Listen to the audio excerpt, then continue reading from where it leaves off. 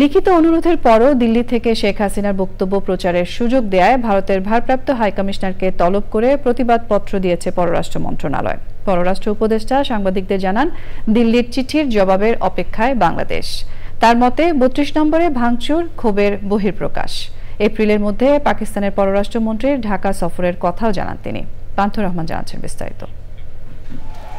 দিল্লি থেকে দেশবাসীর উদ্দেশ্যে সাবেক প্রধানমন্ত্রী শেখ হাসিনার বক্তব্যের জেরে বুধবার রাতেই গুঁড়িয়ে দেয়া হয় ধানমন্ডি ৩২ নম্বরের ঐতিহাসিক বাড়ি।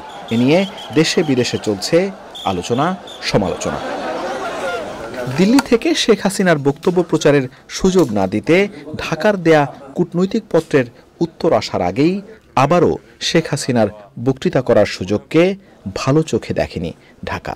তলব করা হয় দেশটির ভারপ্রাপ্ত হাইকমিশনারকে। ভারতকে আমরা লিখিতভাবে, আপনারা জানেন, লিখিতভাবে আমরা অনুরোধ করেছি যে শেখ হাসিনাকে রেস্ট্রেইন করার জন্য, যাতে করে তিনি এ ধরনের বক্তব্য বিবৃতি না দেন যেটা বাংলাদেশের বিপক্ষে যাচ্ছে।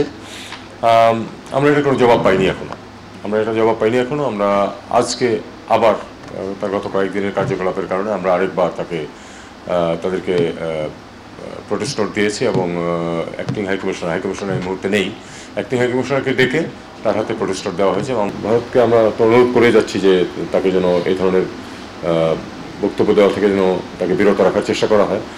আমরা দেখব যে কি ঘটে এবং কতটুকু তারা পদক্ষেপ নেয়, সেই অনুযায়ী আমাদেরকে পরবর্তী পদক্ষেপ নিতে হবে। তবে তারা আমাদেরকে যা জানিয়েছে তা হলো যে তারা তাকে কোনো প্ল্যাটফর্ম দিচ্ছে না, কিন্তু উনি তার ফোন ব্যবহার করে কিছু করছেন।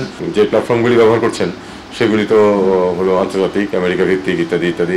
ভারতের সঙ্গে কোনো গোপন চুক্তি নেই উল্লেখ করে উপদেষ্টা জানান, চুক্তি বাতিল কঠিন হবে। বাই এন্ড লার্জ কিন্তু যে চুক্তিগুলি সেগুলি ওপেন, এটাতে কোনো গোপনীয়তা তেমন কিছু নেই। একটা চুক্তি যখন আপনি সই করলেন, আপনি কিন্তু একতরফাভাবে সেটাকে বাতিল করতে পারবেন না বা কিছু করতে পারবেন, যদি না সেখানে বাতিল করার প্রভিশন থাকে। আদারওয়াইজ কিন্তু আপনি চুক্তি বাতিল করতে পারবেন না। আদার চুক্তিটা একটা খারাপ চুক্তি, এটা অস্বীকার করার কোনো উপায় নেই যে এটা চুক্তিটা ভালো হয়নি। আমাদের স্বার্থ, যারা চুক্তি নেগোশিয়েট করেছিলেন তারা বাংলাদেশের স্বার্থ ঠিকমতো রক্ষা করতে পারেন। এক্ষেত্রেও কিন্তু একই কথা খাটে যে আমাদেরকে সেটা আদানির সাথেই যদি কিছু করতে হয়, আদানির সাথেই সেটা টেক আপ করতে হবে। ৩২-এর মতো ঘটনা যাতে আর না ঘটে সেদিকে নজর রাখার পাশাপাশি ভারতের সাথে অস্বস্তির সম্পর্ক স্বাভাবিক করার চেষ্টার কথা জানান উপদেষ্টা। সবাই পান্থ রহমান, চ্যানেল আই, ঢাকা।